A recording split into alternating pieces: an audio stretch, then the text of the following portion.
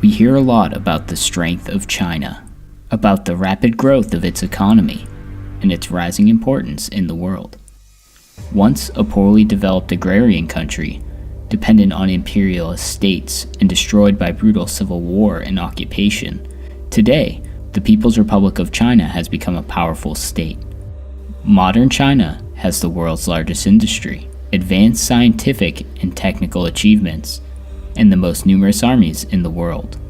Chinese factories produce a lot of different things which are consumed by the rest of the world, and some companies' industries are almost fully situated in China. The labor of the Chinese workers is not only hard, but sometimes puts workers' lives in danger. Residents of Chinese provinces who manage to find a job in a city often become victims of arbitrariness and lawlessness, and even suicide, unable to withstand the frantic work pace at Chinese factories. Ensuring the growth of living standards that remain low and very uneven in China has been a long-lasting priority of the country's leadership. However, for whom do the workers at Chinese factories work, and can honest work really save them from lawlessness and poverty? In 1978, Deng Xiaoping's economic reforms were undertaken in China. They denoted the transition of the country's economy to a market economy system. As a political rival to the Soviet Union, Red China changed its colors. The new government made deals with Western investors on placement of foreign monopolies industries on its territory. The countries of the capitalist West willingly transferred their industries to China, where the cost of labor was minimal at that time. Forgetting the meaning behind its own name, the Chinese Communist Party paved the way for foreign capital that poured into the country, and actually rented out a sizable part of the working population of the country.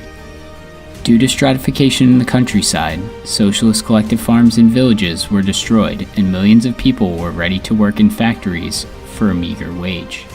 In 2010, the number of unemployed in China was estimated at 200 million people. The number of Chinese workers has been increasing because of migration from poor villages. At the same time, the majority of the Chinese population works on family farms or lives in urban ghettos where their rights are often violated.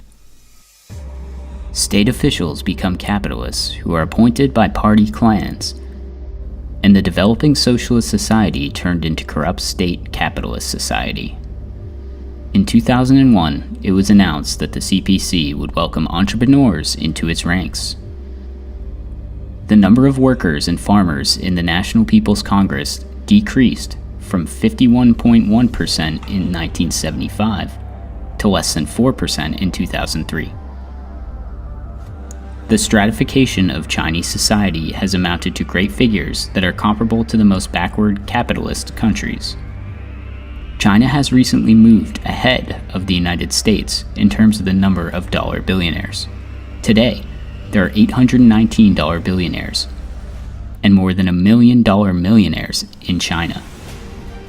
In response to reproaches of the communist, Deng Xiaoping noticed that he was not interested in the color of the cat if it catches mice. The Chinese authority is not really interested in how they get their wealth, but the same can't be said about the working people. The profits of the overexploitation of Chinese workers go into the accounts of Western companies and large Chinese banks, in order to subsequently reinvest in the assets of monopolies of the capitalists. Meanwhile, the social sector of Chinese society, like in the rest of the world, is undergoing reforms and monetization. Any available services are rapidly being privatized, appropriated by growing financial capital, and turned into services. Chinese medicine and education, focused on making a profit, like the rest of the world, are not able to improve the quality of life of ordinary people. Not content with the hard work of its citizens alone, Chinese financial capital, with the support of the party, is introducing high-tech methods for tracking the working population. The system, called social credit, is designed to divide people into groups of respectable, solvent citizens and those who shirk away from work or are otherwise unreliable. Cities are covered by a network of cameras, bringing millions of faces to the police database. At factories, all kinds of control over workers' activities are used that tighten workers' schedules and fine for unacceptable rest. Chinese state corporations and banks don't only exploit their own citizens.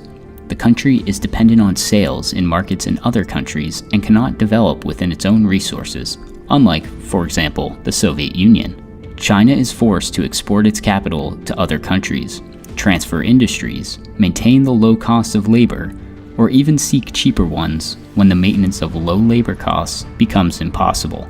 All these measures mean real imperialist expansion. The capitalists of the party bribe the bourgeoisie of less developed countries and support it in the fight against the workers. For example, in Kazakhstan, Chinese capital acquired the majority of oil and gas fields and actively helps the authorities to brutally suppress the strikes and actions of Kazakh oil industry workers. Chinese banks are not averse to bribing corrupt elites of weak independent countries and turning them into their debt colonies. The Chinese capitalists give loans to the countries of Asia and Africa for the construction of industrial factories, power plants, and other infrastructure. China uses the capacities of these factories to fulfill the needs of its own industry, and even workplaces that are not occupied by the local citizens but by the Chinese, while the local bourgeoisie receives major bribes from its Chinese partners. The poor continue to live under the oppression of debt bondage and unemployment. Aiming at the maximum profit, Chinese capital does not stop depleting resources of neighboring countries and does not forget to cover it up with words about partnership and so-called joint ventures. The deforestation on Russian land by Chinese companies, together with greedy and disregarding governors, has already led the South Siberian and Transbaikal regions of Russia to environmental disaster. It is known that the policy of imperialist expansion is not limited to depleting resources and the forcing of economic dependence. China is preparing to defend possessive interests of its capitalists by armed force. A few years ago in Tajikistan, a whole region of the country was occupied by the Chinese army because of a debt for the credit forced by the Chinese and unpaid by the Tajik government.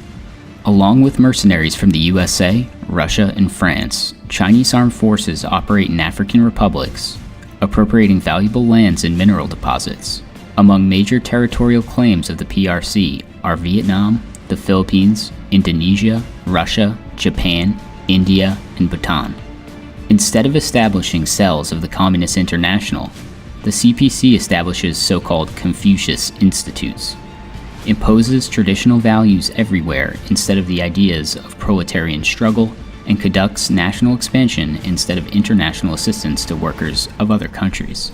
Yet despite capitalist restoration in China and disintegration in the Communist Party, the Chinese proletariat has impressive experience in fighting against capitalism in the past, and therefore there is hope for the future.